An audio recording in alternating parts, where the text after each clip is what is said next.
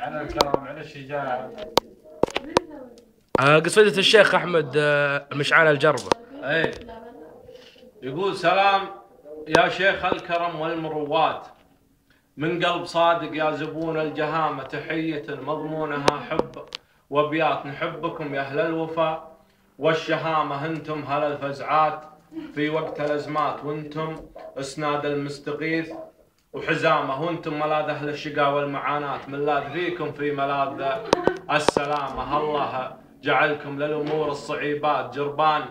في وقت الشقا والندامة، يا ابو فهد تاريخكم طول الاوقات تاريخ عز ولا تجيها الملامة، وصعب اني احصي فعلكم والبطولات، يكفيكم ان الطيب نلتوا وسامة، انتم لكم في صفحة المجد بصمات، سلالة الفيصل سليل الزعامة، عن مجدكم تروي الليالي روايات، المجد مثل الحيد وانتم سنامة، صعب اني احصي فعلكم والبطولات، يكفيكم ان الطيب نلتوا وسامة، انتم لكم في صفحة المجد بصمات، سلالة الفيصل سليل الزعامة، عن مجدكم تروي الليالي روايات، المجد مثل الحيد وانتم سنامة، وما هو غريب انك تسد المهمات، شيخ وسلالة شيخ عالي مقامة،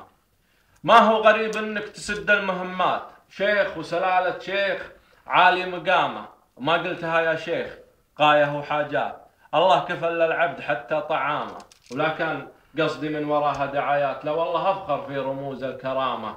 انتم فخر يا طيب الاصل والذات، يقولها